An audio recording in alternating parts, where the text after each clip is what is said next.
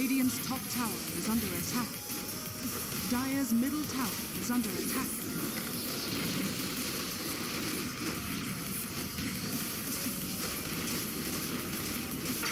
Dire's middle barracks are under attack. Dire's structures are fortified.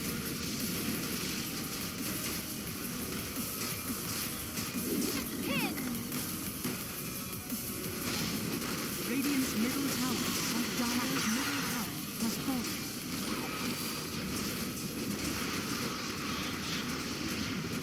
Dire's middle tower has fallen. Radiant's middle tower is under attack.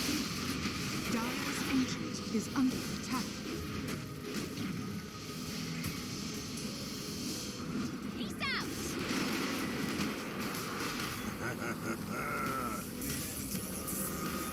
Radiant's middle tower is under attack. Middle tower has fallen. Dire's ancient is under attack.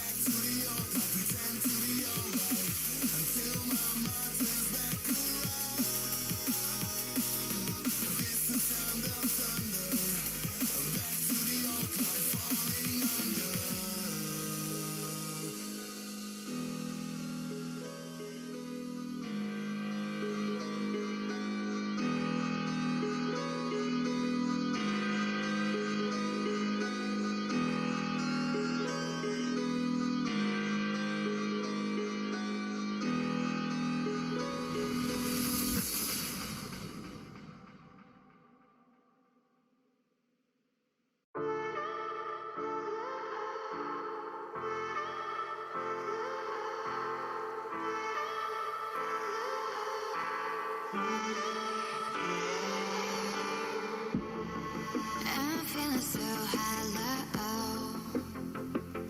Don't you know? Don't you know? I'm living in shadow. Don't you know? Don't you know? I fell for fool's gold. I fell for fool's gold. What did I know? What did I know? I fell for fool's gold. I fell for fool's gold. What did I know? What did I know? You were fool's gold. Yes, I did.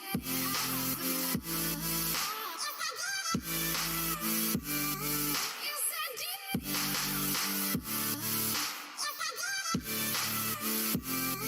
Yes, I did.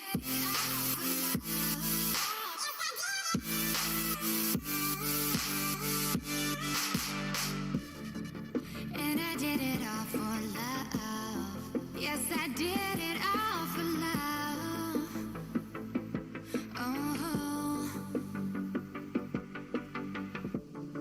they say fools believe in it, so I guess I'm one of them. Oh, don't you know? I fell for fool's gold. I fell for fool's gold. What did I know? What did I know? I fell for fool's gold.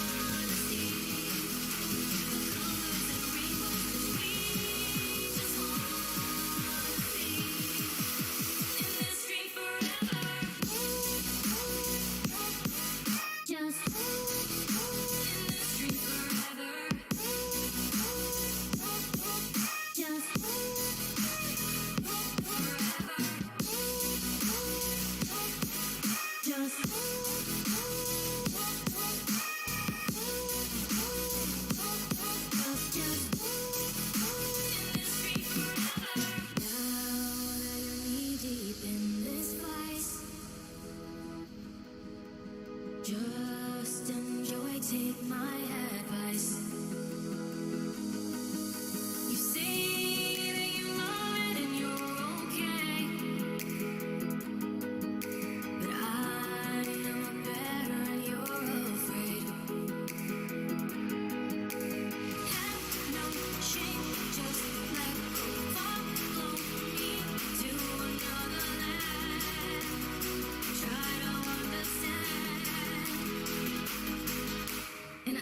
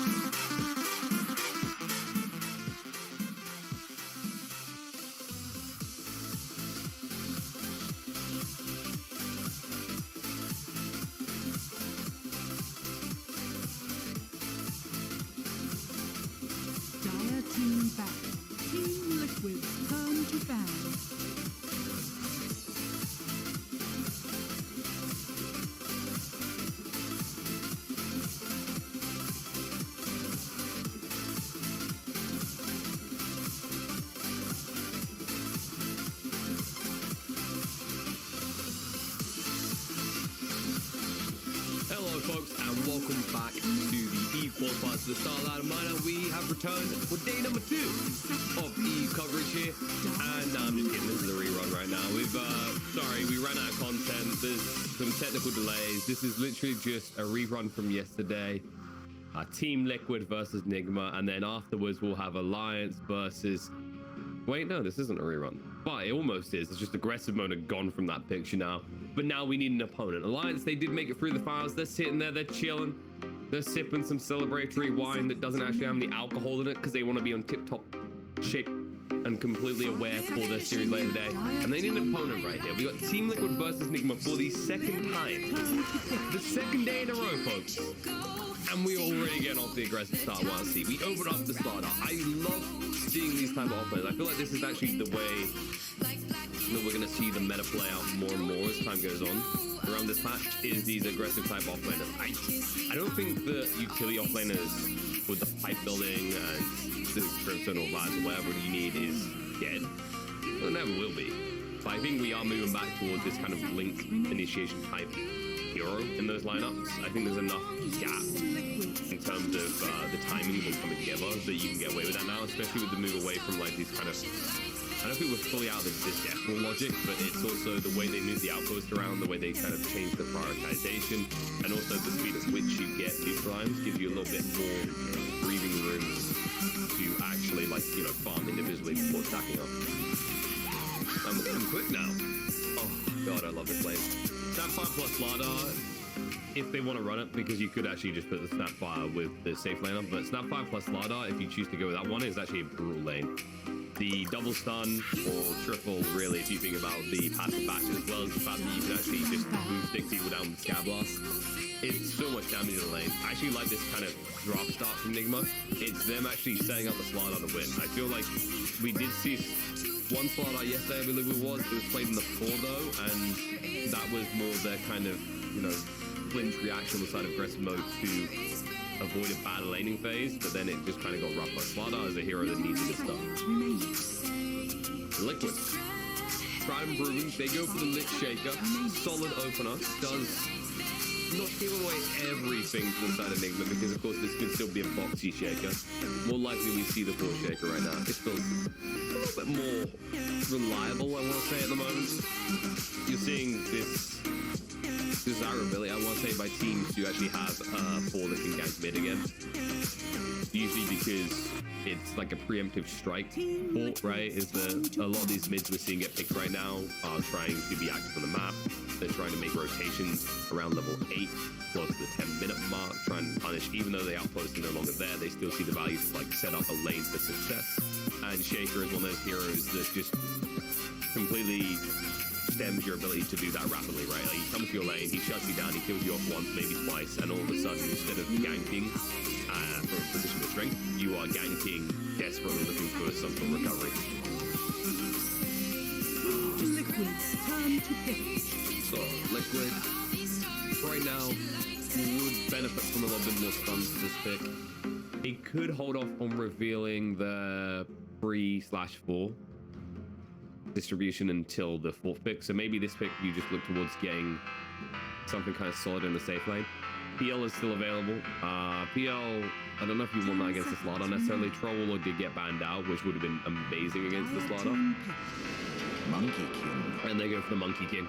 Bit of a Monkey S King situation. That lane is actually volatile. I don't know if they want to play into the Starladder Snapfire necessarily, or they're trying to flex a little bit to see what the response is from Nigma. Because you could run this in the mid. Reason is that Monkey King, while he is a, you know, he's up against a melee hero, it does seem good. You do have to survive the initial run. Lich can kind of provide that to you. It's just, it depends on how Starladder versus Snapfire plays up against Monkey King and Lich. I think that lane is the one we're likely to see a lot of kills in, if that is the lane set up on both sides. Wouldn't even surprise me if we saw Snapfire take an early point into Little Shredder for a change. I feel like most of the time when we're seeing Snapfires at the moment, they like to prioritize level 1 Scab Blast and then level 2 into Cookie. As for Nigma, they do just have decent brawlers already. I wouldn't mind seeing some sort of plan around a double minus armor strategy. Whenever you get the Starladder, like, it's just a nice complementary element, right? But you're always thinking, can we actually double up on this? Is there someone on the team that will end up building a Solar Crest, a Deso, these types of items? They move you with the Batrider. It means to deal with the Monkey King, and this actually means that this could be a Starladder 4. I don't know, though. We talked about this yesterday, like, it can be a vicious 4, but it does kind of rely on you getting the first blood. Otherwise, it can sometimes be a bit slow. This could easily just be a Batrider 5, Snapfire 4, and I'd be okay with that as well, because I like Snapfire in the 4 just because you're a cookie cutter utility builder. I mean, you're also a cookie churner, but the point is that you can build into the Guardian Reeves, you can build into the 4-stars. There's not really an item that unlocks something about Snapfire to a ridiculous degree. It's not like a Shaker who needs a Blink Dagger or an Axe, right? You need a mobility tool. Snapfire kind of has a well-rounded arsenal already, and it's just what can I add to this hero to, you know, amplify the effect in the fight.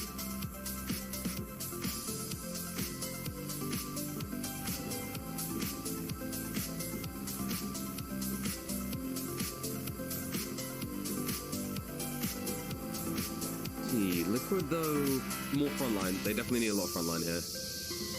Monkey King is good, but you need to leverage it with another hero that can run in. So you're now going to reveal whether this is off-lane Shaker, or you could completely keep it up in the air. This does mean you need a bulk type hero in your final pick, though. You could just go for this kind of approach where, you know, they can't actually turn on you because they're too busy dying.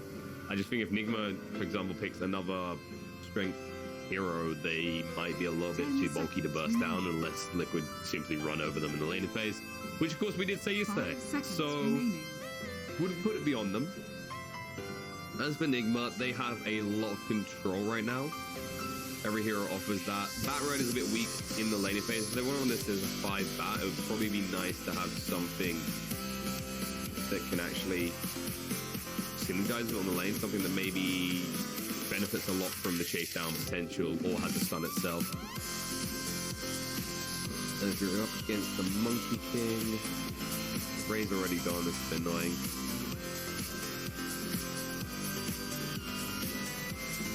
I don't think actually off the top of my head. First day of the game. First game of the day. What? Hard to get the right way around. I don't think there's like an extreme gotcha pick right now with this Monkey King puck flexibility. Like Liquid are keeping it quite open, so I think Nigma need to just focus on what they want. They need a solid right clicker right now. As I mentioned, something that syncs up with Starladder. Nice to look up. Alright, this works. I wasn't sure if they wanted to go this way just because there's not necessarily a hero you're going to outright sustain off of, but the Monkey King lifesteal matchup, while Monkey King you think would have a Brutal Avange, is the Starladder factor. It's that minus armor that enables lifesteal to be good. Also, a beautiful thing because lifestealer can build Deso. So you can have that double minus armor strat, which is what I used to look for whenever you see these Starladder picks come out. It's just a nice bridge point. I think Lifesteal Bloodseeker really worked that way incredibly well, is the game can be unlocked if they have a Deso, Solar Crest, or Corrosive Haze user. All of a sudden their actual damage output in fights and mid-game is noticeable. It's not a case of, well, this hero will be great at the 40-minute mark.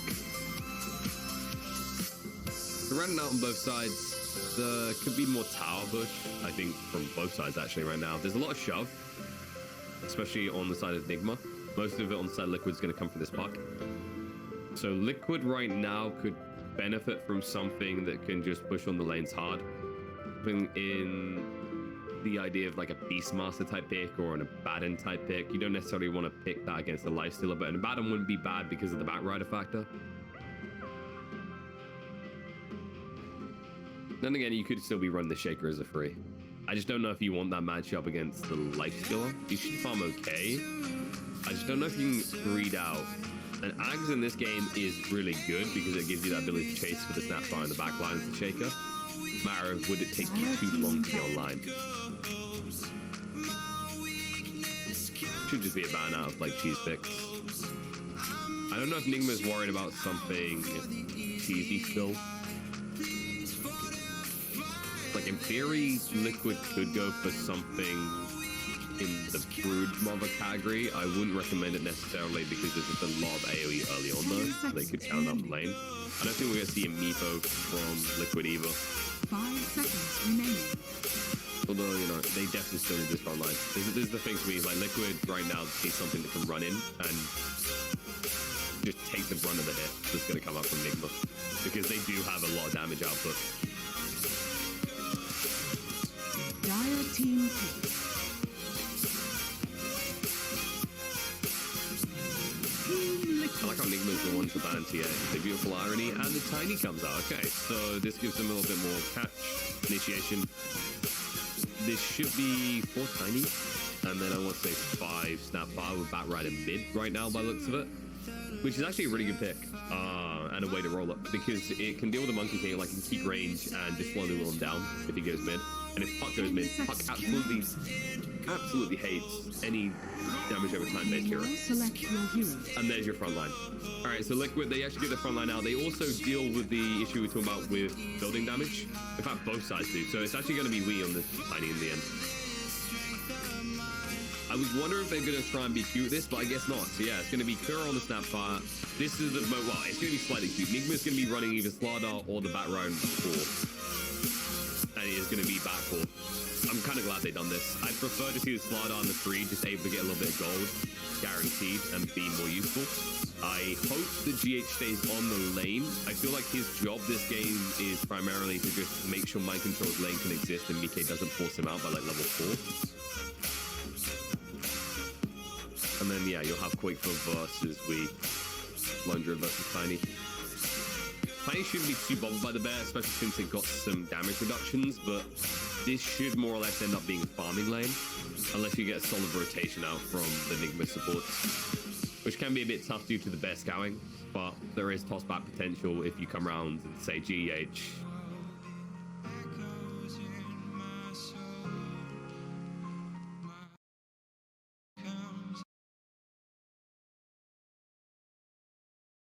That we rotates the outer lanes where he can easily exploit kills onto the Monkey King. Puck, not so much. Boxy should be more or less safe, and I hope that Tiger doesn't rotate too soon, because I think Boxy might need to be guarded somewhat level 1-2 through to 3. This is a big thing with Puck in the off lane, is the hero is still a dominant pick, but if you actually leave it alone from the get-go, it just gets forced out almost instantly and fails to have a game.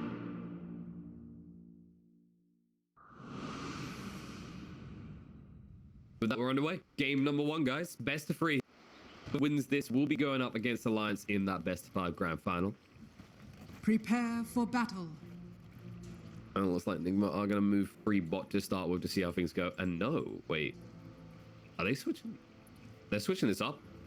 Okay, they're actually switching this up. Wee's going to be going on the outer lanes with the Tiny. And you'll be able to actually deal with the Puck situation a little bit better, in fairness. And also, when you're talking about like the mid matchup, Tiny would get pretty roughed up by the Monkey King. I think either way it can be pretty rough. But also, Quakefoot is going to be on the outer lane. So both teams are actually shifting the lane situation around a little bit. And I don't think necessarily either one of these has been anticipated either. This is actually probably the better scenario for Liquid with this Batrider situation, is if he can't play against the Monkey King. As I think that's one of the better lanes for the Batrider in this game, is to just be able to actually shut out the Monkey King early on. This hero doesn't have much in the way of armor, so you can actually just right click him out of the lane pretty quickly.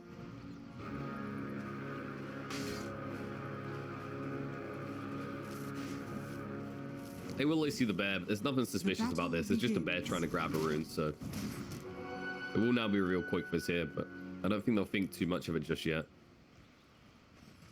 And I don't think they're going to musical lane too much. Yeah, it's just this one. Or is it? All right, the line has been drawn, actually. They're doing a full switch up here. Someone put on the party music because it's turned into musical chairs all of a sudden. So Miracle should be going to bot. We is going to come back to mid, and it looks like Mind Control is going to go to the top. I do think out of the three melee heroes, this makes a bit more sense. Any melee hero in this game is going to suffer a little bit against the Monkey King. It's just the Tiny can deal with it a bit better.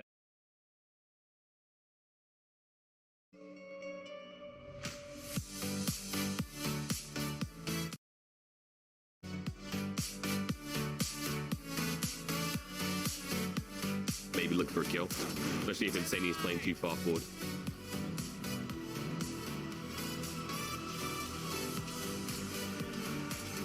Boxy already has two as well, so they're gonna leave mind control alone.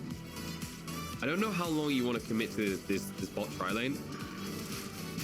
Oh, something like this is a bad thing. In fact, the club might just die this way. They won't die for it. There was maybe a situation where you could actually have done that without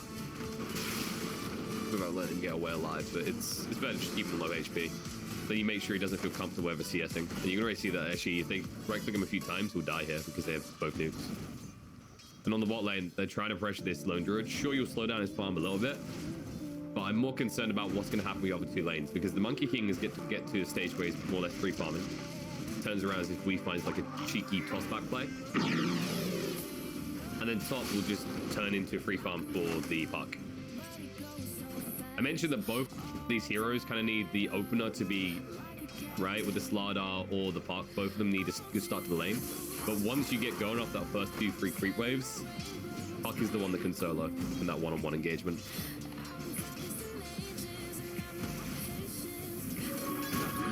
It looks like he's giving up on the pressure. They're actually going to bring Kuro around. He will be spotted coming around the back though. He should be slapping down that sentry as soon as Boxy goes back there. Alright, his spidey senses doing tingling then. Okay, this leads getting a little bit worried. Obviously, we can't go for the tree grab build. You need all the points of the avalanche toss because the only way you're ever killing the Monkey King is first is for a rotation.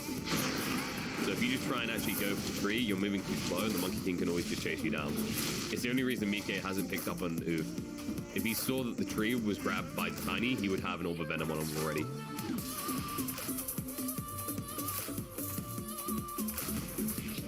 You actually see how easy it is for a puck at this point. Double fairy fire, does loads of regen, can just burn her through Koros even though he's his strength hero, and doesn't have to give it amp.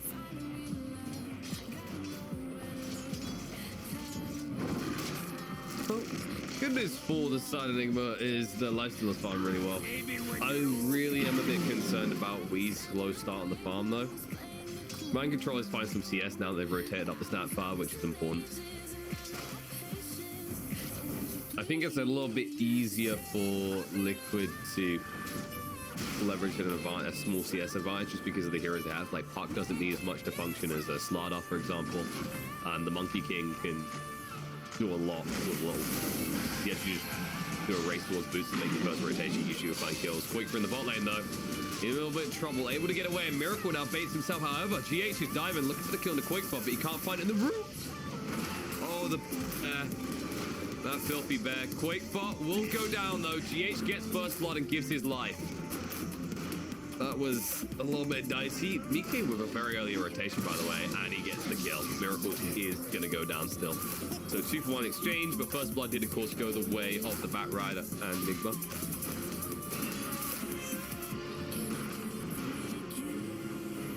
He's actually willing to take a lot of harassment here. Understandable to an extent. King Puck, obviously you get decent value out of those tangos, and you're going to force this out of mind control and response. That rotation was a little bit of space for Weed to get some gold though. That's what I will say. You still, yes, you get the skill into Miracle, but you're going to rotate and they're just going to do the same as you already see in the mid. GH, however, if he goes down, this is looking nice. The Frostblast is slow him down. They decide against it as we rotate. Avalanche. He's still too slow. Alright, he'll toss them on top of each other with harassment, but he wishes he had boots right now. Especially now that he's playing on the out lanes, that's where you can actually do some stuff with that. I do like the fluid and Liquid is.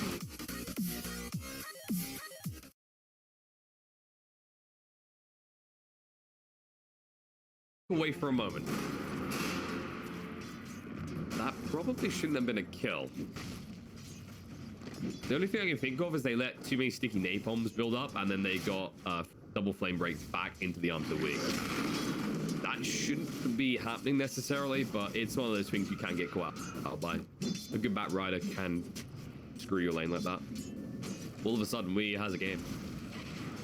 His lane was a little bit rough. His start was a little bit mediocre on the CS side of things, but with that double kill, he's feeling pretty good right now. Radiant are scanning. And also Bat, yeah, he actually now has the tranks, so he can run around the map, be pretty aggressive. Maybe he tries to rotate mid. I'm not sure either of these mid is actually killable at this stage, though. Like, Lone Druid himself is actually tanky, has the Raw. Now, Miracle, and that life killer up to over 1,000 HP, has a buckler as well. But, however, there can be a fight. Avalanche toss on to free, a lot of damage done, but now they're going to turn around and away. Needs to move away quickly. They're just trying to tap him down, but they don't have the balance strike anymore, so he'll get off. Power tiny, ladies and gentlemen. Just basically be a ridiculously tanky behemoth of health.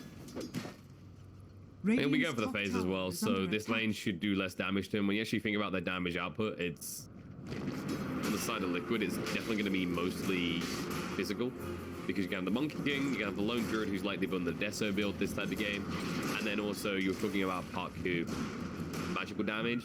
Your right click's going to be pretty fearsome early on, so even if there's a rotation there, it's more threatened by the right click side of things. Talking about Puck, Mind Control's actually just been given all the space he needs. I think they left the Puck alone too long, and now we're seeing the results. Like, you're falling behind on XP, you're still getting decent CS, but now Mind Control's up at 33 and 7. Surpassing the Puck. Shaker. Oh boy. Oh no. Zany will go down. Saiga's Squirrel will get sniped out. The creeps will probably kill Saiga. Mike is hiding in the tree line. It's backfiring quick.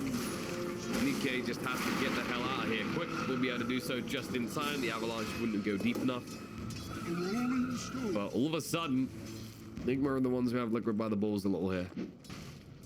They're still farming reasonably well, but these kind of kills that you're hemorrhaging, this is a very volatile lineup, and with the Starladder having a good start, it'll all come together pretty quickly. Boxy, he's just gone and away just in time. Whew. A little bit too close for comfort. Looks like Liquid are going to try and actually pivot around the Puck, though. The most logical play they have, because you do have the Dream Cool available, just stick Mike back in a situation where it's probably going to be the one-on-one, and you can already see the Quick falls back to the jungle. But Nigma were quick to anticipate this. They've got a deep ward already, so they can see everything that's happening around that area. They know when people are patrolling through and when people are coming through. Miracle in the mid lane. Why not that swinging arm? Tiger will block him off, but he'll just try and stand and fight. But there's so many heroes here from Liquid. If this doesn't work, it's going to be a lot of time wasted. The cookie in, Wee looks for a kill. The toss on the spot, and they get the Monkey King instead. Responding number for number. Every time Liquid shows up with these aggressive moves, Nigma is just looking to match them piece for piece. And I also just noticed our zoom is being... Alright, I'm going to have to redo my config file because it doesn't work. Foxy's going to have to rethink his life as he's just gone. There we go. That should deal with the fast zooming for you guys. I think I'm going to have to reinstall Dota, folks. Top tower is under attack. Second day in a row where it's done this, even though there's a file. Gitch won't even be punished for this. Let's just do whatever the hell they want. I don't see any move Liquid want to make necessarily in the next 2 minutes. They need an item to pivot off. I mean, look at your Monkey King. He doesn't even have treads after a dominant start, right? He goes to the 3 Wraith Bands. He looked really good off the lane. And then unable to really do anything with that. Instead, he just starts dying. Boxy is nowhere near that Veil. They'll have to fight bot, though. They see the numbers advantage, and they cut off Wii. He hasn't got much in the way of mana. Qualifiers Bear will not be pushed far enough away, and the call, the root, everything to hold Wii in place. Liquid, they finally find a situation where the side of Nigma can't match their numbers. A soldier's fortune. Dire's top tower. It's important that you actually get this done as well, because it's already 3,000 gold. You don't know the exact number if your Team Liquid, of course, but you have an inclination this is starting to get a little out of control. And when you think about the volatility in Nigma's lineup, you can already see it coming into effect, right? Corrosive Haze, Tiger. He will just go down. And this is going to get rough because you already see what Miracle is queued up. He's going Armlet into the Desert. This is about that double minus armor, the rapid ramp up that we were talking about earlier in the draft.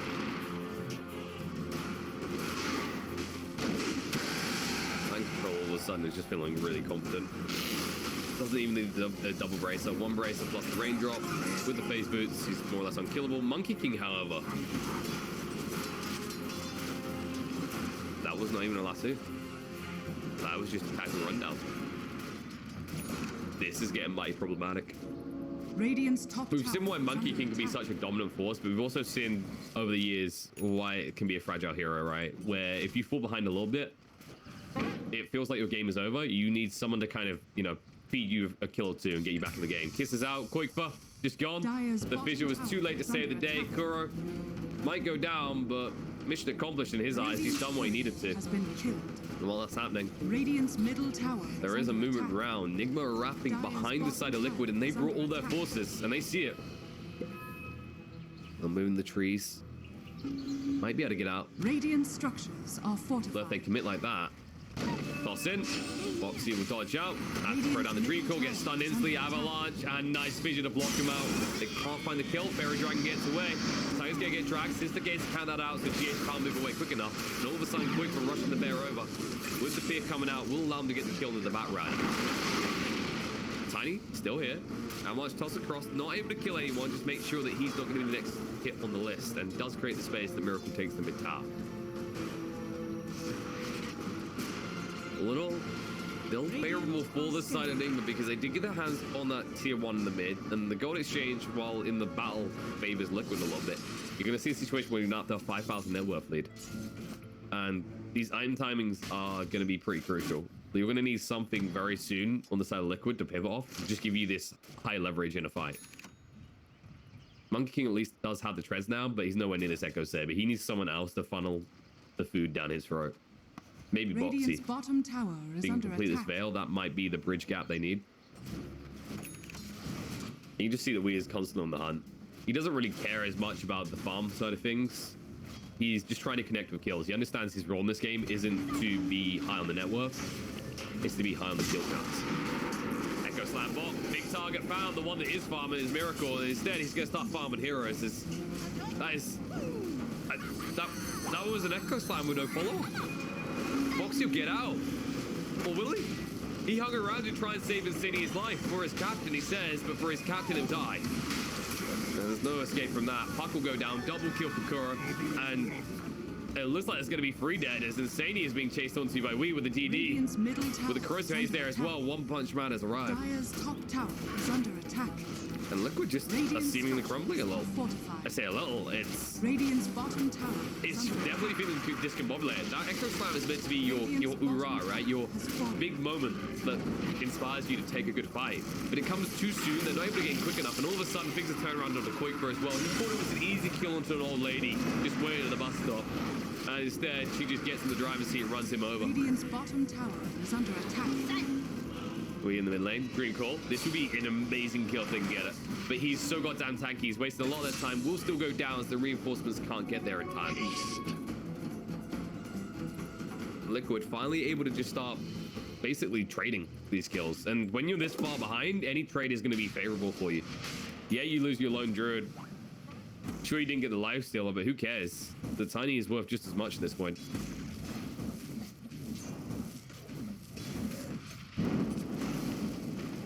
Tiger now halfway towards that blink. This is the thing they're looking for. Once they actually get that online, they can start to make some big plays. The Echo Slams won't feel rushed. You can actually just wait patiently for them. Also give them a secondary form of initiation on the back line, which is crucial at this stage of the game. You saw the damage that the Mortimer Kisses are doing. And at this rate, like, Kuro is going to get decent timing on the level 2 ultimate, and the damage is just going to melt through the side of Liquid. They don't have the tankiest to heroes. You mentioned this in the drafting phase, right? They don't have that many frontliners. The lone druid was meant to bridge that whole issue. But that still means that the Puck is susceptible, the Lich is susceptible, Monkey King most definitely, even the Shaker.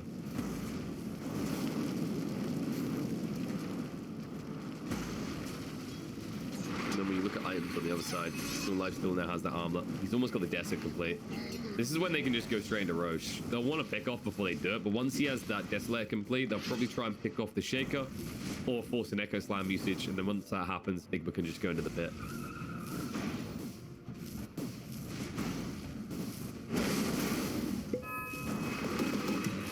Yeah, Mind Control is still committed to the pipe. Almost has it complete now.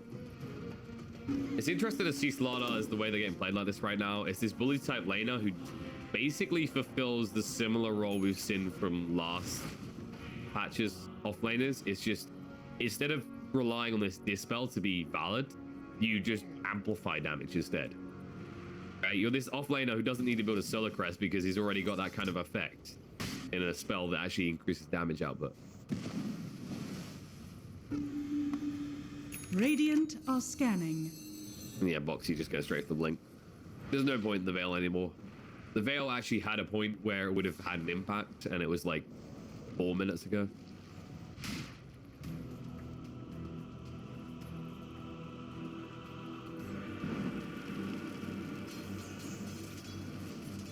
What does Lee want to do next? He didn't go for the blink build, he went for the drum. So he's just looking to run in. They're just looking to kind of overwhelm Liquid as they do that in the bot lane, Button Puck. That was the blink reveal from GH. Gets him a nice kill. Slows down the puck a little bit. A crucial moment when he was just about to get the goal for the blink dagger. Straight into the pit they go. That's a good enough pick off, they say. The Deso now complete. Corrosive Haze at level 2. Roche is paper. Nigma are the Shredders.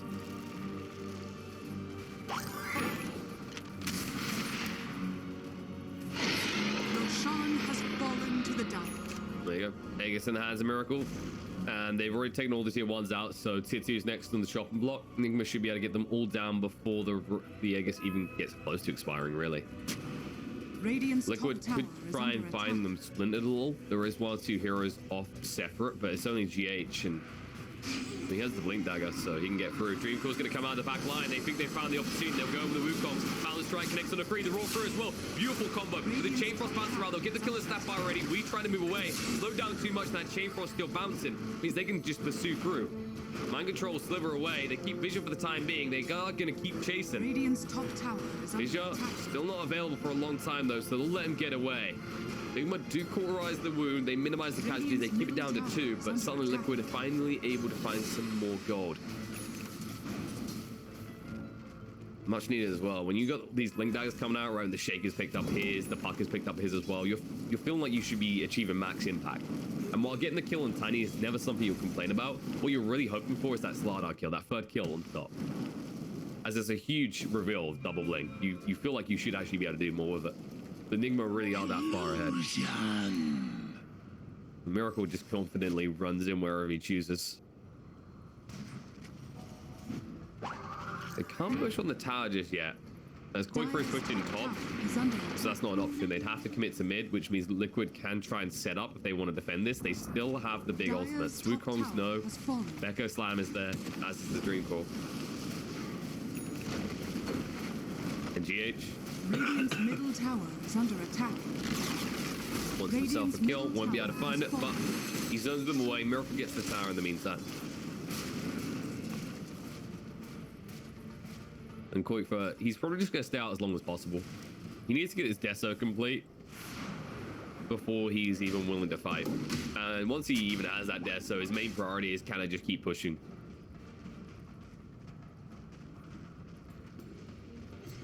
As for Mind Control, yeah, straight into the Blink.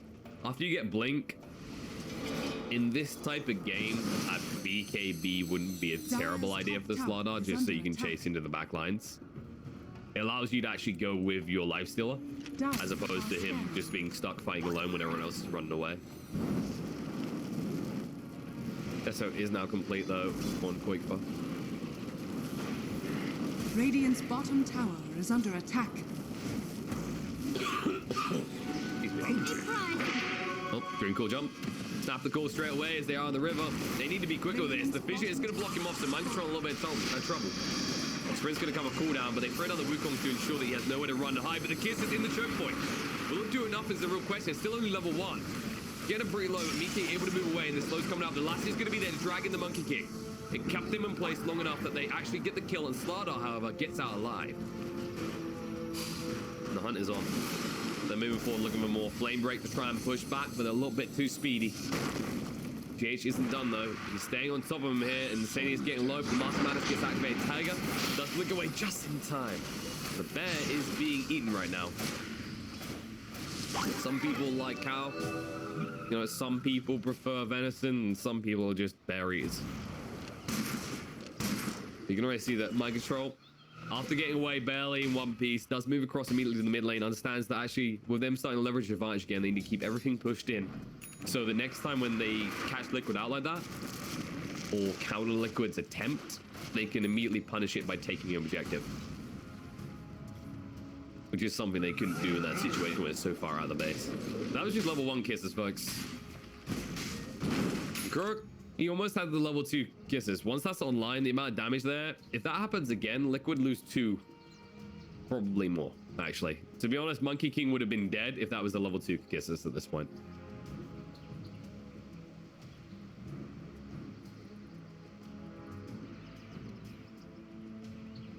Quick little pause. I think this is actually one of the things that makes Snap 5 feel so lethal as well. I feel as if change the map, we're getting a high priority around these kind of choke points, right? You've got these stairs around Roche that we saw time and time again before they removed these shrines here.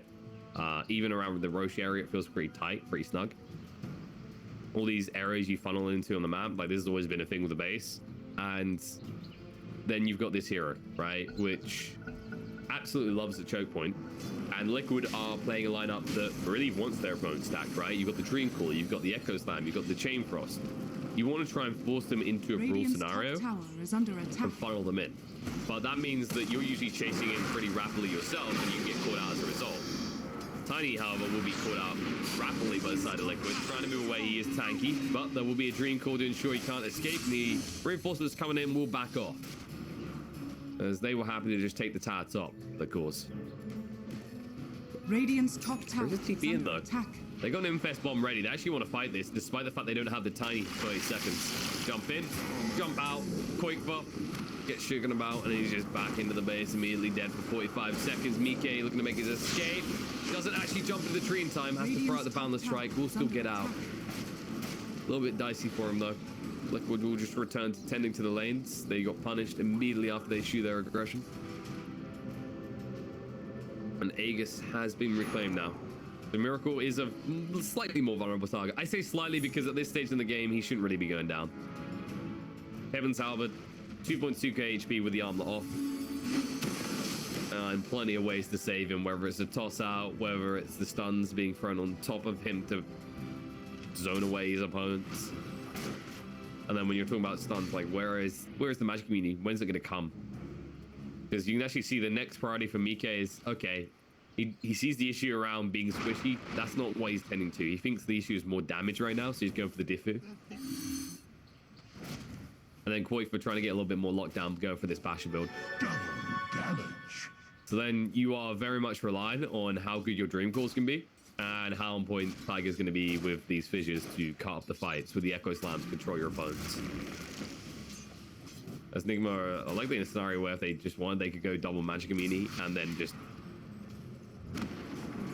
It looks like Mind Control isn't sure what he wants just yet. He wants the death maybe, or is it the other way around? Jump in, Tiger got a free hit. Mike threw down the Wukong, so Mind Control down to half HP, but all of a sudden Mike, he's feeling the pain. He can't fight this life steal, it's too goddamn strong. You get the life steal, but it won't make any difference. You can't reign supreme of the life stealer himself, as 4 are dead now the side of Liquid. We're going to make it 5 as they run into the base. Foxy will move away just in time. They didn't quite cue that correctly, so they weren't able to Infest Bomb on top of him, but this is going to be Buildings dying, and they're going to die quick. Radiant's bottom tower is under attack. And we finally escalated towards high ground. This is what we were saying in the previous fight. The reason that Nigma couldn't do this is because Liquid would actually bring the aggression out to the map, but the moment that Liquid are back on the defensive, if you give them this opportunity, they're just going to work with it. And Mind Control, what looked like a whoopsie attempt crush, ends up baiting the side of Liquid into jumping on top of him. A 2.5k HP hero with a pipe complete. That's never likely to go well for the side of Liquid. And this is the thing, they're just trying to scale up raw damage to outdo their opponents. They don't have a Spirit Vessel builder. They don't have that advantage in this type of game. They can't really decide whether they'd want to. I mean, if you could, who would you build it on is the first factor. But even if you did, it doesn't address the lifestealer issue. You just need more lockdown, more damage to kill him off. And he's the core aspect of Nigma's damage right now, as we saw in that last fight.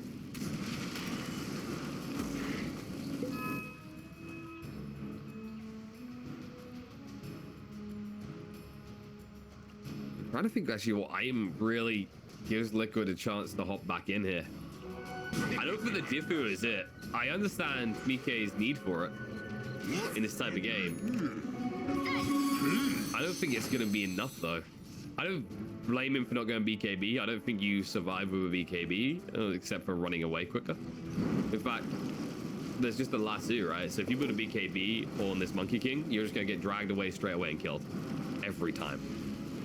You could argue bulking up, but right now, like, the raw HP element isn't going to help you as much. At least with the Diffu, you're getting a decent amount of agi, so that's just scale your armor up a little bit more, which is your big concern. You need to be above 20 armor by default, and even then, they've got a lot of minus armor. They get minus 20 to you. But it's not the hero that's going to build, for example, an AC. You don't scale on the health front enough to feel good about it. Not to mention the fact you have a lone druid, which is more likely to build it any day of the week. Radiant's top tower is under attack. Liquid, time to tend to the siege. As Miracle moves on in, and with a 16,000 net worth. Value. Echo Slam, jump in, Lassio's gonna come up. Interrupts the interference, and straight away they just turn on them. They're gonna lose two. Buyback comes out the Monkey King, but the Shaker is down and dead, and the Kiss is zoning the rest of Liquid away. It just looks so simple for the side of Nigma. They just run in, they just tank everything. They look at the side of Liquid, and they go, "You're toast." And he's going deep. Hunt time. On the spot.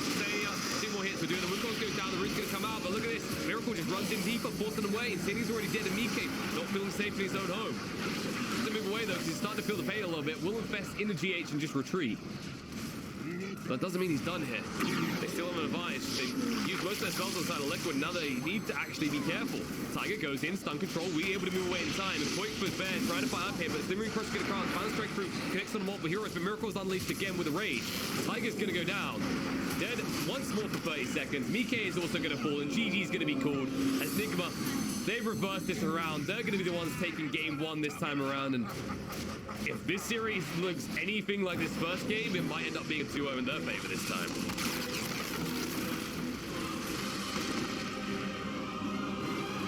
And my, oh my, how the tables have turned. Now, when you come down into Nigma's territory of tradition,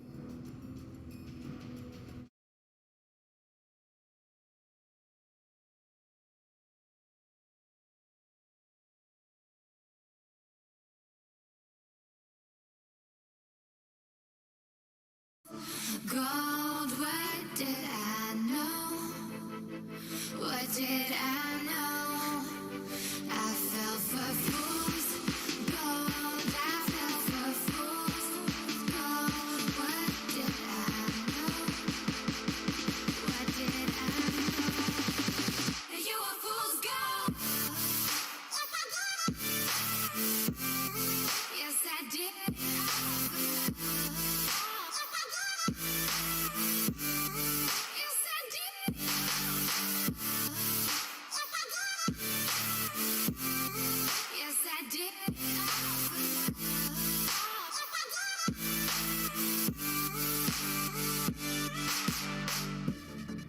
And I did it all for love. Yes, I did it all for love. Oh, they say fools believe in it, so I guess I'm one of them. Oh, don't you know? I fell for fools. Gold, I fell for fools. Gold, what did I know? What did I know? I fell for fools. Gold, I fell for fools. Gold, what did I know? What did I know? You were fools, gold.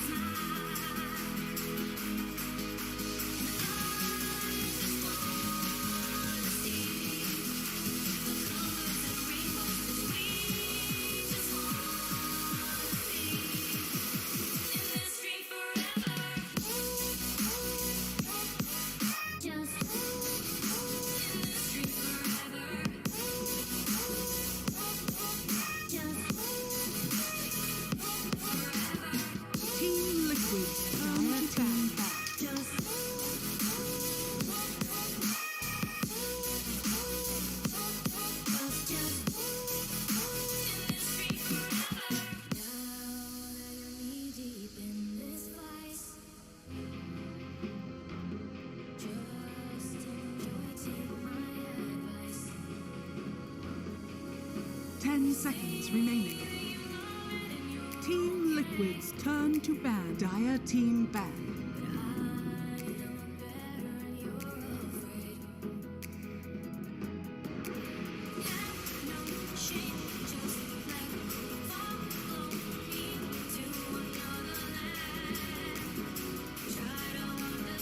Alright, welcome back, folks. Team Liquid versus Nigma, game number 2. Nigma, 1 game up, and it did not look like they broke a sweat. Team Liquid, they honestly, they didn't seem to come together at all. Straight out of the gate, it started to fall apart after what had a good start in one lane, and the others were kind of, simple. Like most games of Dota, you sit there, you're having a wonderful time, nothing is going wrong, and then all of a sudden, everything in the house is on fire. You hear screams from the bedrooms upstairs, your cat is running around looking for a new owner. And that's how this game really actually felt. It was, or last game rather, it was a case of Nigma was able to leverage a slight lead, and they rippled it across the map, and Liquid back to the drawing board, and back to something a little bit more tried, trusted, and true. They open up with the Oracle they love so much, and this does leave them able to get Troll Warlord at the end of this first phase if they want to. And unlikely they're going to be stopped as well. So Nigma will probably just try and prep themselves for a situation where they can deal with that Troll. And they'll open up with Chen themselves. Chen, which I believe they tried this yesterday. I think we might have had the exact same opener yesterday so far anyway. And I believe that was the, well, most of those games went the way of Liquid. Turn to pick. I wonder if that's a shaker. Turn to ban. It's just a typical opener for our Liquid. If any team is going to first phase, the Oracle is going to be this team. And Seni absolutely loves this hero. And getting these two together as a volatile combo. Nigma, however, they've gone for the Chen and then one of the better counters right away. You can actually just, if you're going for this kind of deathball idea, which Nigma might start to pivot into, then Shaker is one of the heroes you can typically go to shut that down. So Liquid, yes, they do reveal a little bit more about their draft so far, but Nigma, because they've gone for the Shaker and Chen, they already don't have a Spirit Vessel builder. Not the Oracle you're against, but multiple heroes that actually benefit from the fact Liquid, you could be eyeing up things in this game that, like the Monkey King, the Timbersaw as well. Depends on what Nigma is going to open up with in the second phase, but I could see a situation at this rate where you see a Timbersaw coming out. Team Liquid's turn to ban.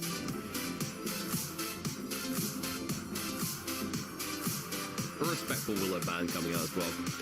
Starladder having already been removed from the pool by Nigma, they're like, you know what, we had our fun with this, boys. Let's just hell away from that. Let's not run.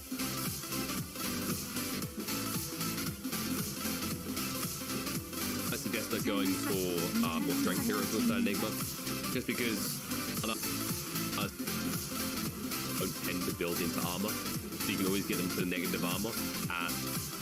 Best case, maybe they're building an AC layer, you'll still get them to under 10 armor. Of course, like 10 armor is the point at which beyond you start to get the most value. And it looks like Nigma are going to swing out the lanes. They've actually got a lot of early push already with the Pugna now and the Chenas for the towers. I don't feel like when these you can get a little bit bullied by the control, but they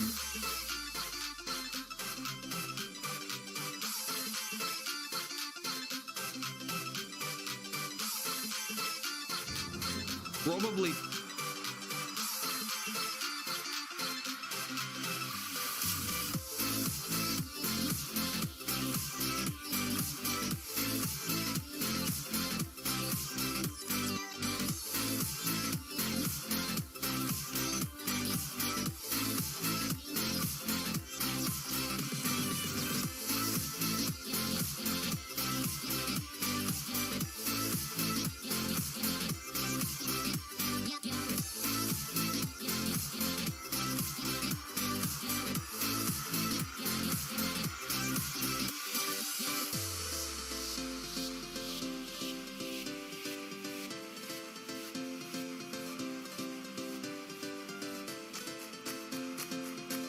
potentially lock in another core. I think it's safer to just take the 4 at this point. Something like a tiny could be decent, actually. Gives you plenty of ways to interrupt the Pugner. Can counter or rotate against the Shaker's movements across the map.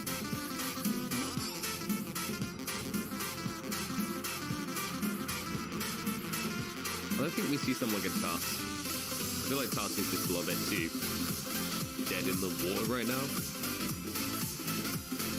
Also doesn't alleviate the Chen issue at all, so you don't get any high binds there.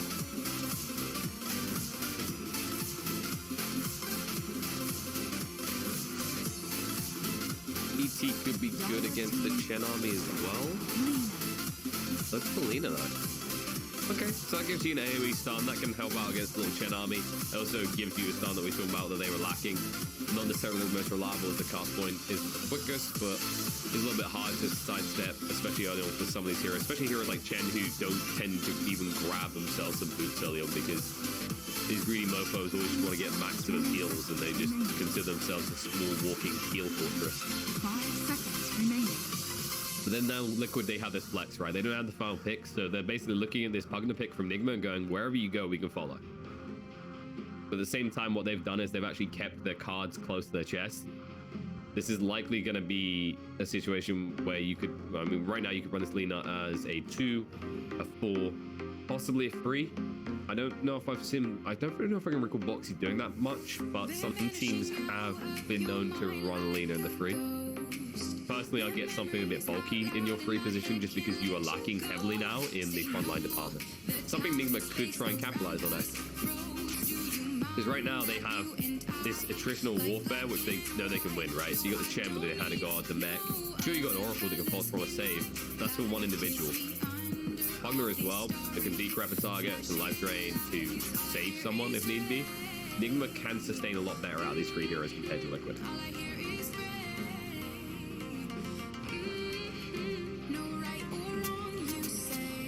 So if you're Nigma and you see this, you could just get some more stuns. Damage isn't the greatest concern right now, but you're probably looking at actually just getting your hard-hitting cores. Likely you go for the Miracle Hero, maybe safe lane as you're looking at. PL isn't available. Naga is still in the pool. Not terrible, although I just think Naga is overall just too slow to play right now. Team Liquid's turn.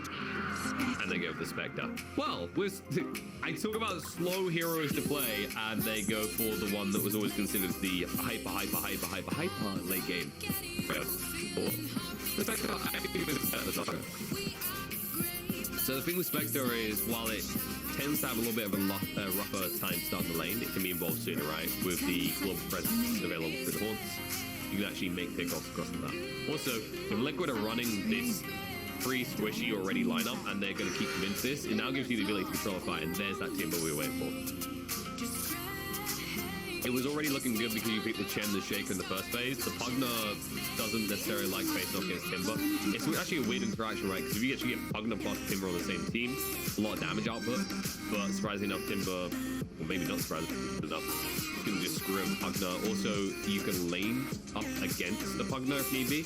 So if this ends up being Nigma running the little eternally dead kid in the mid, then you can just slap the Timber there and you can see SD Crepify won't change that. 10 seconds remaining.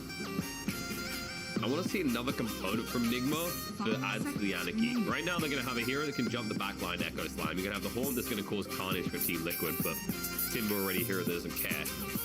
Right now I feel like you need something that also connects with what the Spectre is doing and then the Shaker is doing on the backline. Or you could also just double down on them like a frontliner, something that actually holds to the other side of your pincer attack, right? Like if you're gonna make a sandwich, right? And we've been there, we've been hungry in the morning, we've started building this sandwich with like 5 different components, and it's getting pretty heavy on all the meat and the salads and whatever else you got in there. You want to have a strong bun on each side. You don't want to, like, you're not gonna go make a sandwich with like a thin slice on the bottom, right, and then double slice on top. I'm just making you all hungry right now. That's my goal here. I don't know who makes sandwiches with double, like, you know, double bread thick, but some people do. Some people like to stick it in the middle.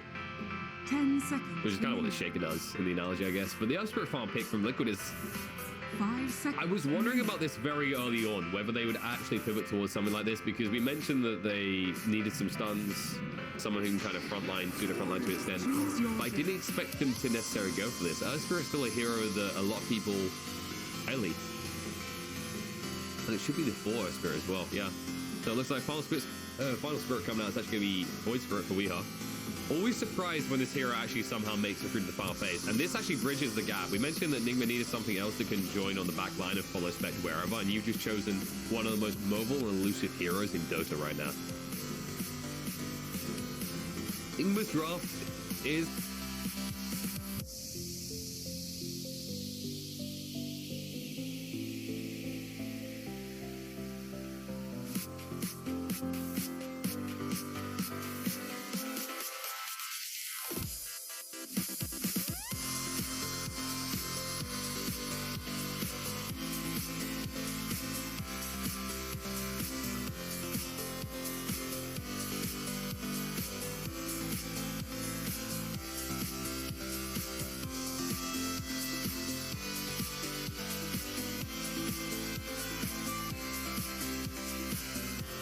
so he can take towers early, which is going to funnel gold into Miracle.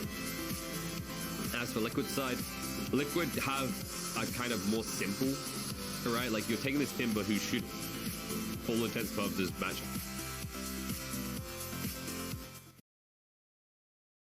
Okay, so that's going to be alleviating this issue of who actually ganks who roams who, because Alina can actually move, and we've actually seen this, I think.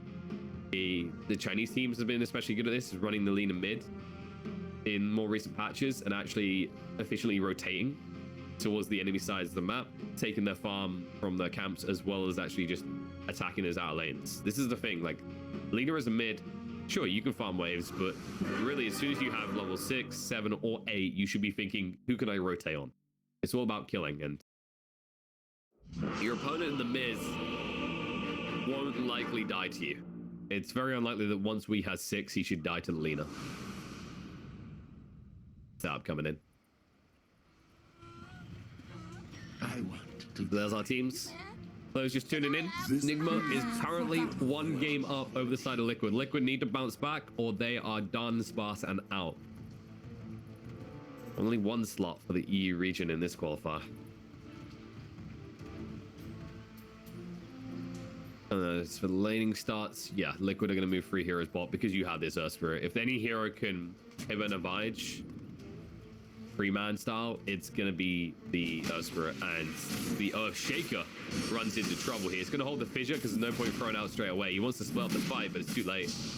They've got what they need to bring him down. The bot sure yoinks it. A fool's first lesson. They're going to give it to Mike. I don't mind that Earthspirit's done this. I don't know how I feel about the fact he leveled the border smash to do so. Run the border is just so good, but if you're just going to try and run on the lane, the border smash is obviously better because you'll have the double slow, so he might hang around here to try and kill again. I think they're just going to try and punish Hugna hard, especially now that they know that he's leveled Decrepify. So you don't get punished for stacking hard. It has that Never Blast.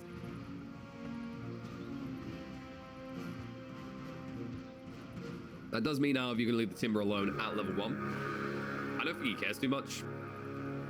Vector doesn't hit particularly hard, same with the Chen, and it's not like you're going to try and bully them out of lane because they're going to, you know, they're going to start with the headdress and they've got a Chen. This It looks like Mind Control will be able to casually walk in and get the room. Take a little bit of damage on the exit, but it's just an Oracle with right clicks. It doesn't hit that hard. And that's a matter of what Tiger wants to do. They really kill.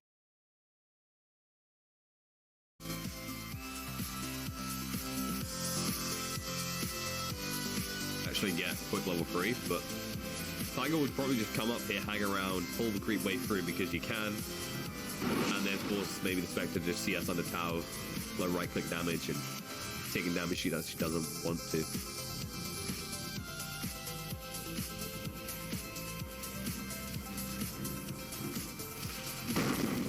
On the bot lane, you'll just see GH hang around here, just trying to harass a little bit, make sure that Mind Control is safe until he's got at least 2 points, so he can't be jumped on top of.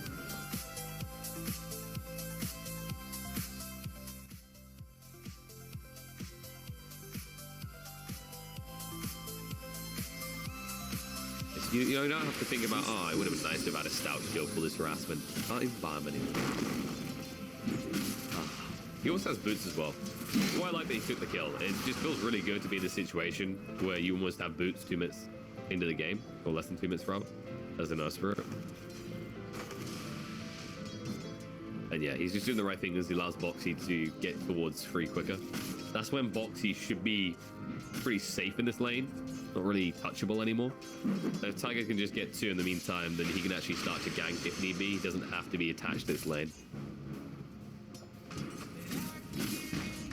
GH actually could rotate early if he wants to. I think it just comes down to when we makes the call. He's like, okay, I'm having the wave pushing my side. Quickfir's keeping the wave fairly close to him so far, and Wee's doing well in terms of CS, so he's in no rush. Radiant's middle tower is under attack.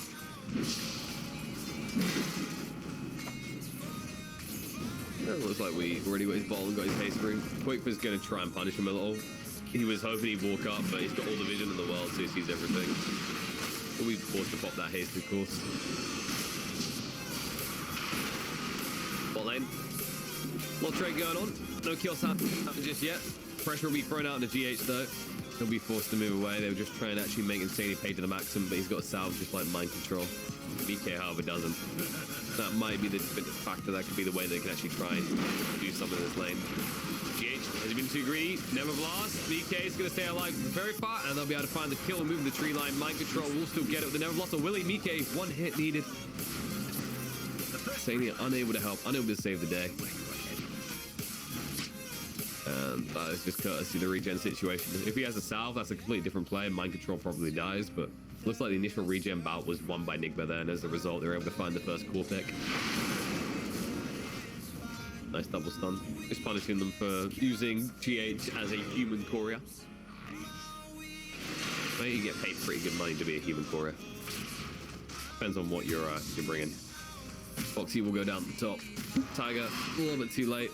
I think he left too soon.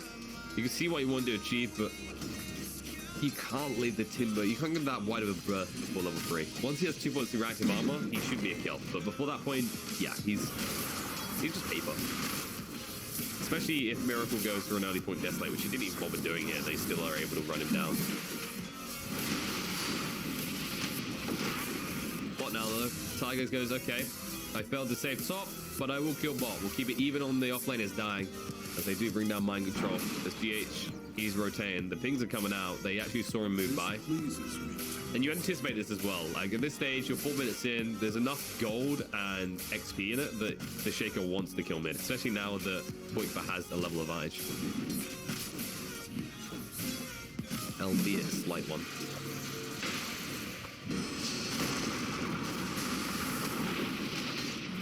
Oh, fine bot as well. Bot smash connects on the 2, mind control able to run away.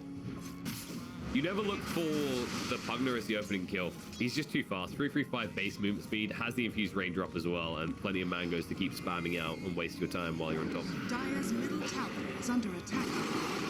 Radiant structures are fortified.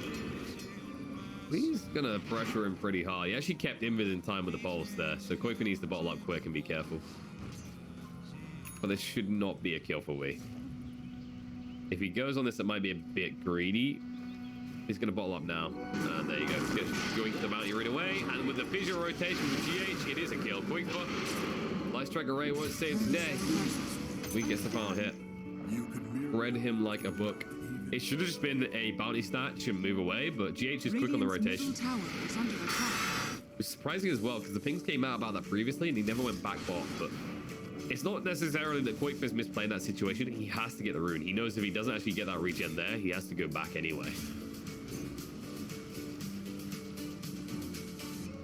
Another question is, what can they do top?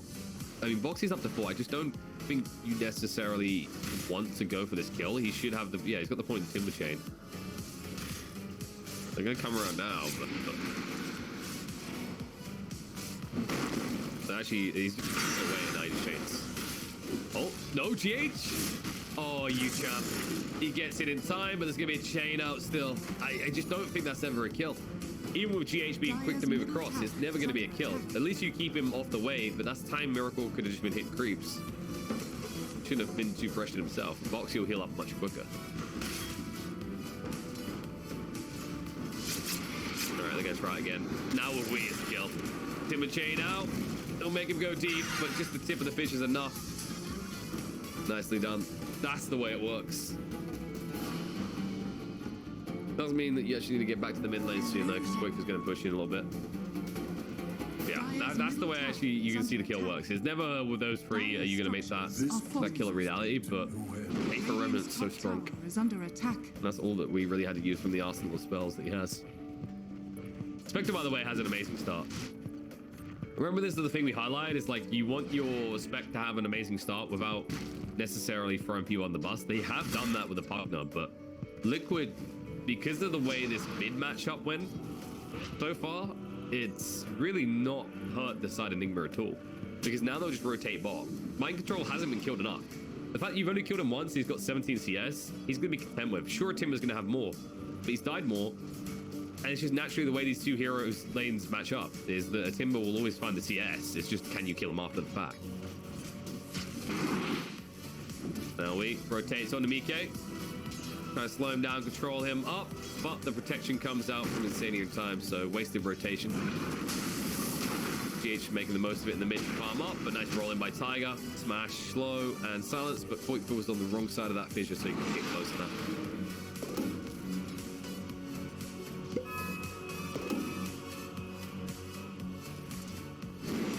Question is, where will Quake rotate and when?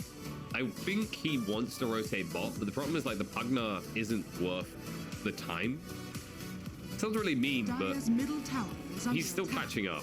Like the Timber clearly done better than the Pugna. It's just not worth that much as a kill. You're probably better off just pressuring mid, stacking up, farming as much as you can, and getting a little bit of chip damage on the tier 1 mid. But however, he sees value in this lane. However, they see value in a kill into him. And they're chasing through looking for it now, but the Qualifiers stops Mike from even having a chance to get the root out. It allows me to move away. Good old support Pugna here to save the day.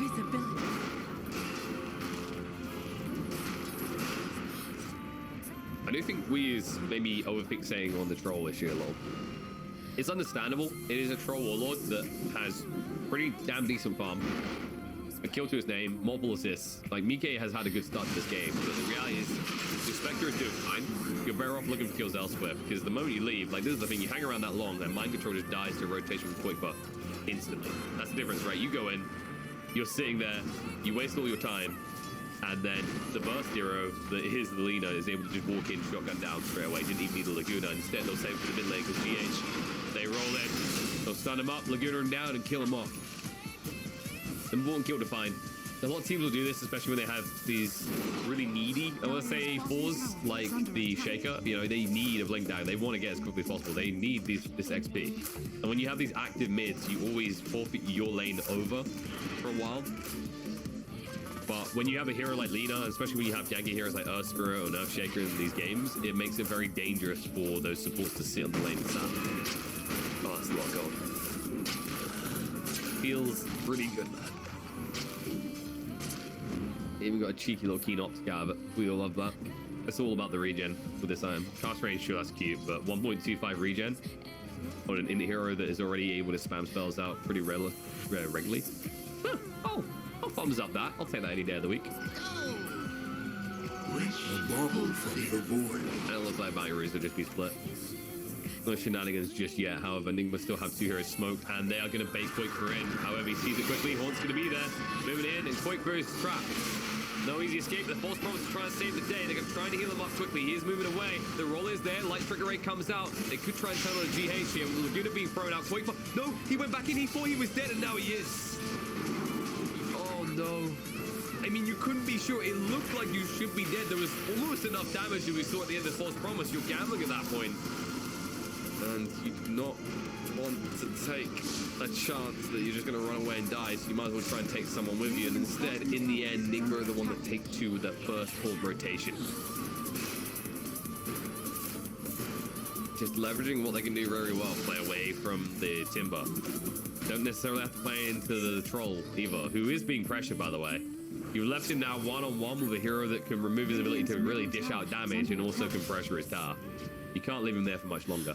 Speaking of being left alone, in situation, at least Boxy is out of mana, but he's got plenty to eat. Mangoes and a big fat one just waiting. Under attack. Kuro can buy some time with the mech. The rotation in from Shaker, Boxy doesn't even care about. He might care about the next hero though. He'll wand up and run away. He was really holding on that wand. I think he just wanted to try and force as many rotations up here as possible. Now that's left Troll in the free lane situation. And the spec won't want to go up against that, so Miracle will just pull back to the jungle. He's going for that Radiance build. Decent amount of gold towards it already. The question is, can Mike ramp up? He's going for the diff boost, so he'll be online quicker. And you really need to in this type of game. The problem I do see is the diff boost doesn't help you against Sui. Of course, Mind Control can just decrypt to protect himself, so it's more than Lina to deal with that threat. But then your Lina is already really needed on the Void Spirit to actually stun him up to follow up on the Tiger. Tower is under attack. So I think the thing that we're kind of highlighting here is, like, while the spec pick can be greedy and the Troll will be active much sooner, the Void Spirit has so much of the attention on Liquid, it might make it a bit difficult for them to fight. Dire's bottom tower is under Especially if he keeps murdering people. With 1-0-3 right now, it's definitely the case. You know what I hate about this Aether Remnant? The fact that you can actually just have multiple spirits out. It's a zoning tool as well, I think. And we think that Void Spirit we hate so much, he's come top. Guro being chased onto by Boxy still, but Tiger being left in the mud, trying to find a way out. They're going to chase forward looking onto him, and they'll guess wrong with the fissure. The pings will come out, but the TP out attempt won't be successful, as GH had already anticipated it. They'll save the kill for Miracle. Fight Tigers. Objections. They'll still be able to get that kill. Liquid are farming on the other lanes though, and they forced a lot of rotation from Nigma to get that kill. This Timber is, for all intents and purposes, doing his job. It's just, to the pain of his supports, he's usually leaving one of them behind if that's the case. He stopped dying, right? Those deaths were pretty early on, and now he just frustration for the enemy team. Nice root coming out, but it's a big one for Miracle.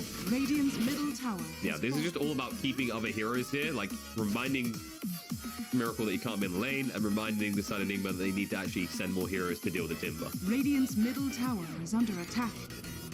Dire's bottom tower is under attack. That's just really the way that it gets played. Like, this is... Timber is in that category of heroes that's starting to kind of disappear a little, I want to say, in the offlane. Because Enchantress, after the changes, doesn't have that same factor anymore. Not on the same scale. It's not until you get 6. Whereas Timbers can start popping off as early as, like, 4, 5. And you can't count them easily. Radiant's bottom tower is Whereas under now, attack. Enchantress at least have to wait until level 6 before you can't do anything to them. Dire's top tower is under attack. At which point you maybe do actually have a solution, an item, or you have your spells. This could be good. Mind Control, good for Liquid that is. They'll chase it, and they'll find the kill. He didn't want to decrep because that would mean that it's an easy kill for Oracle. GH. Oh no. Oh, I don't think that vision was intended, and now the Battletron, they'll get the kill. No roots needed. Anyone who is rooting for GH will have a tear in their eye. Tower is under attack. The loveliest man in Dota does go down there. Decent gold exchange, and also, more importantly, Troll involved in these kills. He's now actually at the point where Diffu is going to be complete. He's going to be ready to fight, and then when you look on the other side, Miracle is nowhere near this Radiance. He's only halfway through to having it complete. Doesn't even have the Relic yet. Mind Control is simply here to slow down this push from Boxy. That's the only thing you do, but you don't want to be here, as you're now seeing. You can actually very easily die. There you go, just chain away, and then you'll come in again in a sec. So this is where Mind Control has to be careful, because Boxy can just die if he has a Soul Ring and a Wand. But he understands it's not even the kill that matters. The fact that the Pugna is not aggressively pushing towers is better, and as we talk about that, we actually get picked up in the mid lane. It looks like that he got pulled left and right and spent all his spells. And they knew that there was no way that there was going to be assistance because, well, they kept Chen in check. They brought Pugna top. There was no one to assist at all. All in all, this is actually working quite well for Liquid. They are drawing a lot of attention to Timber. We already mentioned this. Like, this is exactly what this hero needs to do. If you force 2 heroes to always be looking at you, great. If you bring it up to 3, it's just... You won. As a Timber, like, your job is done. It's on the rest of your team now. As long as you don't die to those 3 heroes rotations, you've achieved everything you need to for your team. It's then on the rest of your team to follow through. rotation in. Mike wants to show off his fancy new diffusal blade. And Miracle the target, slowing him down. He needs actually to get a root. Baltron's out, burner through the mana. Miracle has no easy escape. Hanago trying to help. He'll get down the low ground. Tiger's going to die to the tower. That backfired quickly. No mana left. Ben Spectre takes no damage. And all of a sudden, Insane is being left behind. The life drain is ticking down to half HP and gets cut off, and the Duke can pull down. Don't worry though. Boxy's hitting creeps. It's not his fault. He has to do this. The gank has failed, and all of a sudden, Liquid just need to back out, minimize cash because they do force the buyback out of Insania, and they'll be happy with that. That was the Diffie reveal. That was Liquid's move to make, and they go for the greediest target possible. There's always the brutality of the diffusal blade, right? You're burning all this mana. It's deceiving you about how much damage you're doing, because the moment your target runs out of mana, when it's a Spectre with maxed out dispersion, you're doing no damage at all. Foxy, they're holding in place a long time. He gets the chain out, breaks it through. Nice silence coming through from Tiger to stop that life drain, and they should just bug out of this. They've once again forced 3 heroes from the side of Nigma to come top.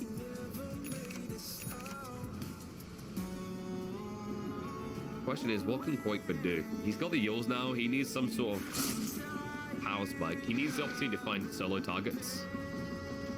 As of course, he is a purveyor of Void Spirit Murderer. Now that he has that Yules aligned, now that he has an Earth Spirit. He always has to be with the Earth Spirit though. I can't emphasize that enough.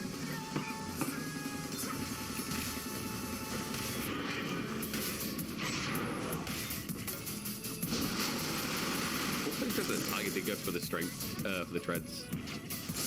You have the gratitude. I'm fine with it though. I think it's decent, especially if you're going to stack races. Like, you'll have enough regen there. It's not like Trank's going to be that great. Arcane Boots is okay, but Drug at that stage. The way these fights are going, like, you're not exactly spamming spells. You're more or less waiting for the saves, or you're going in hard and big. Early on, especially, the trends are just so nice. The attack speed is really good on this hero, especially once you get to level 10. If you choose that damage, how likely it'll take the distance. Europe. Oh, the root didn't connect because Creep's got their master covered. However, they can't cover against Boxy, and the stuns come out. It looks like all of Chen's babies are dying. Only one will limp away, and they find the biggest target to mind control. The flash through. They actually see Kuro as well with that boulder smash, but decide against Chasen. They don't need it. They've done the damage. When it comes to Chen, the way you beat this hero is you don't kill him, you kill his little friends. Radiant's bottom tower Little friends. is under attack. Now number 1. Satyr Dire's Tormentor coming around. structures are fortified. Dire's top tower is under attack. No trade going on here. Just a tier 1 top. Dire's top tower. Nigma still don't want to fight. They're going towards that Radiance.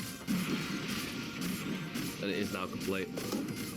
Miracle also does have the level 2 haunt, so you might see them try and make a play soon. They're good to get up the smoke already. Read my mind, Cora. Did I read his? Probably read his. One of us is TI winner. I'm pretty sure it's not me. Oh, hold up. That's so complete now on Wii as well. This could be a huge fight for them. They're looking to go top again. On the Boxy of all targets again. And now BK is here to assist as well. He crept onto him just so he can't chase. However, Boxy, he can chase very easily. He moves forward onto Kuro, gonna get him low force out in the mech already. He's holding on that hand of God. He will throw it out by as much time as possible, but he's already dead. Now they're going Echo Slash. There's the reveal. But the Battle Trance comes out with a false promise in time. Instead, he's already dead, but Troll Wall controlled up, can't do anything just yet. Trying to get rid of the illusion to move away, but the life drain is out. Mind Control doing too much damage. They'll bring down the Troll. The stun through is too late. Pugna might die for his troubles, but the kill's already been found. They got rid of the Troll Wall. Mind Control will tick out at the end as the damage is too much from the Magnetize. They're going to chase forward on the Tiger as well, who's trying to roll out. He'll be able to make his escape. Doesn't have a TP though, so it's a long walk away. And Qualifier, they ping him out. GH, he's got the blink. He can't actually blink straight in though, because there is a Yules that he's worried about. There's the fissure. The follow-up stun is good. He's dead as well, and it looks like Tiger has nowhere left to run. He's out of remnants and he's out of life. As Nigma, they strike back. It looked like Liquid's move to make. It looked good when they actually were able to get the false promise off, but they stacked the false promise and battle trance, which doesn't give much room for the Troll Warlord to exist in that fight. He just spends the whole duration stunned up and then dealing with illusions. And Nigma able to capitalize on that with the double item reveal. They knew the Radiance was coming soon. They weren't necessarily sure about the Deso coming out of Wii. That gives more than enough damage for Nigma to take a convincing victory in that fight. I'd say a critical moment in the game. Well, that's your big face-off. That's where one team takes a very clear lead, right? When you're looking on the side of Liquid, you're feeling ready to fight. You've got items, you've got levels, you're finally ready to commit to a fight. And then Nigma actually getting past what's meant to be the hard phase of the game, where your Spectre doesn't really have much impact because there's no Radi online. All of a sudden, now you have the Radiance, you've got the Yasha, almost gonna have that Manta. Actually, you'll probably have the Manta by the next time you're fighting. And I like this move from Liquid. They need to make something happen while everything's on cooldown. And this is the only thing they can do on the map. If they try and push him for objectives, they get punished, right? Because it's still a Shaker with Blink. And Nigma, they're not going to let us go on nonsense. They're moving across right now. We'll chase in. Control him up a little. Roll through from Tiger. Off the mark. Big connect. They throw it by some time. The life drain out. Mike in trouble. They will interrupt mind control. The false promise was used pretty early, so Mike wouldn't die. And now Insania is going to be sniped on the back lines. We just have to wait with that haste still running. Mike needs to retreat. Bellini helped him work with Timber, create a lot of space alongside the Earthspirit. Vision through, and they found the kill. Mike dead for 50 seconds. Radiant's bottom LSA does connect. The voice throw we slow down, but Miracle is on the hunt, hot in pursuit. April Remnant will not connect, it will be whiffed, but Insania, he can get out. No, he can't. No chance. The LSA will not save the day, and it looks like the poor little Oracle is going to die again. And I think, yeah, Nigma just take this. It's half HP Roche. There's no way they don't. They have the damage now at this stage of the game with the death, so how hard the Spectre's now hitting. And they'll say thank you. Good job, Liquid, for doing half the work for us. And this is a brutal scenario for Liquid because now, not only does Nigma have their hands on the Aegis, not only did he fail that fight around the pit, but they took that fight against you without having their big ultimate. So now they've got the Echo Slam back online. They've got the Horn. They're ready to go.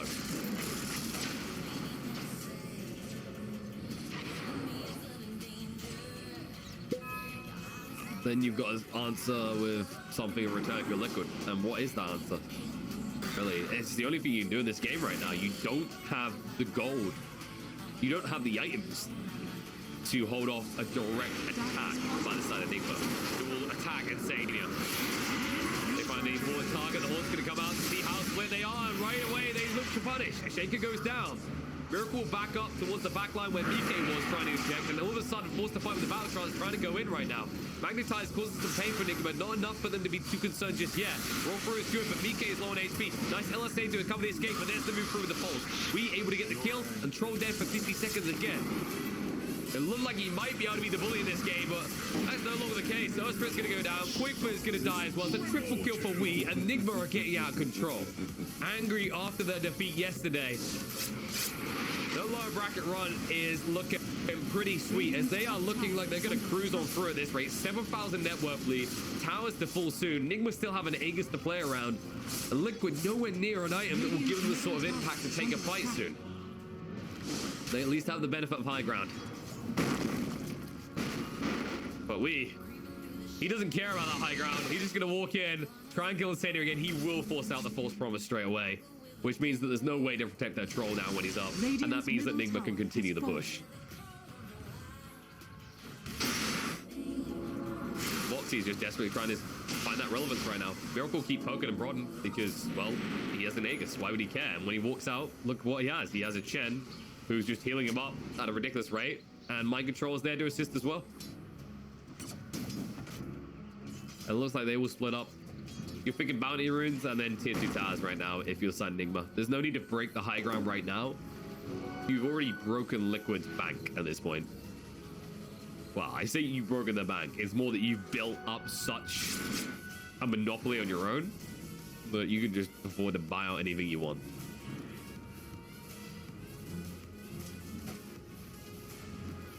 And you actually already see the Paladin Sword picked up as well. Miracle has that option, but maybe you switch it out once you have the Aegis expire, but not before.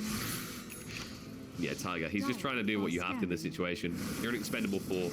Your job is to get vision, keep waves pushed out, and you won't be able to do that for long.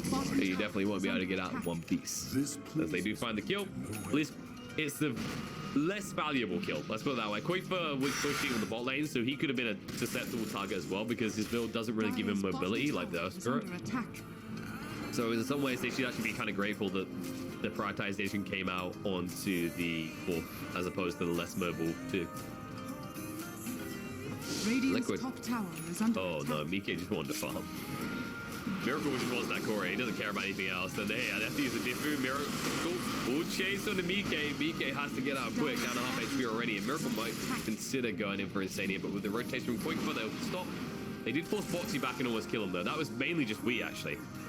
Yeah, he had a little bit of assistance and stuns from the Shaker, but that was primarily just the damage output of the Oyster in this game, almost killing the Timbersaw, who should be the hardest kill in the game right now with 2.5k HP.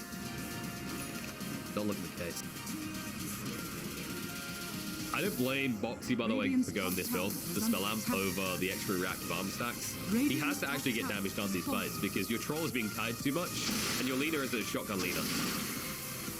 Quite the opposite, Lina is constantly at risk of being shotgunned down. And now the push will continue. This is so frustrating, this combo. A Spectre that has farmed his heart off, and the Pugner just poking and prodding at towers as well, always ready to cover and always ready to stop your attack. Miko nowhere near a BKB either. Boxy in a lot of trouble. BKB gets activated by Wee, goes in with the DD. The false promise is already out. They can just turn targets. Insania already down. They'll chase in. Make sure they keep the pressure on the Boxy. It's going to be close. He will live though. And enough reactive armor stacks up that he gets up to half HP. But now you no longer have a false promise. And the Echo Slam jump into the H. Hopefully got the horse pull up as well. It trapped everyone on the side of Liquid away from safety. And it looks like they're all getting a white for it. Everyone on the side of Liquid is down. And the GG gets called. They know it's over. Nigma do not wait around in this series. They take 2 games in a row. They're going to continue through to the grand finals up against them. Liquid have no shot at a second chance of being alliance. Instead, despite how this qualifier opened up with Nigma getting dominated by Liquid, it switches around day 2.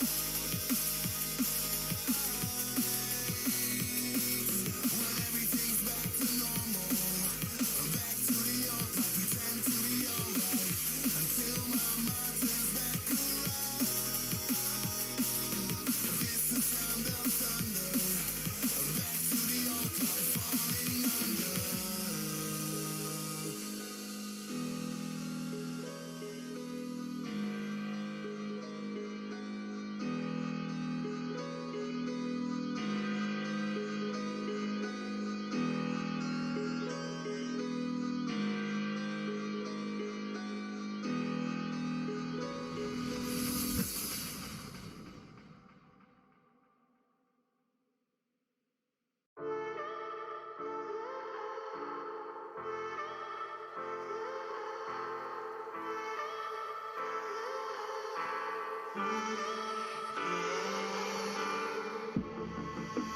feeling so hollow. Don't you know? Don't you know? I'm living in shadow. Don't you know? Don't you know? I fell for fool's gold. I fell for fool's gold. What did I know? What did I know?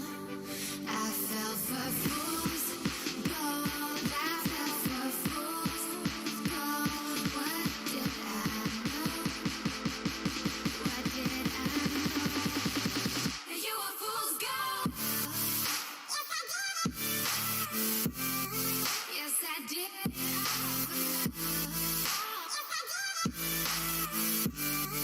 Yes, I did.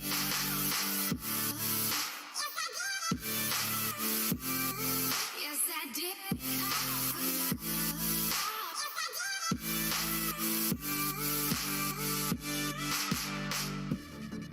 And I did it all for love. Yes, I did it all for love. Oh, they say fools believe in it, so I guess I'm one of them. Oh, don't you know? I fell for fool's gold. I fell for fool's gold. What did I know? What did I know? I fell for fool's gold. I fell for fool's gold. What did I know? What did I know? You were fool's gold. Yes, I did.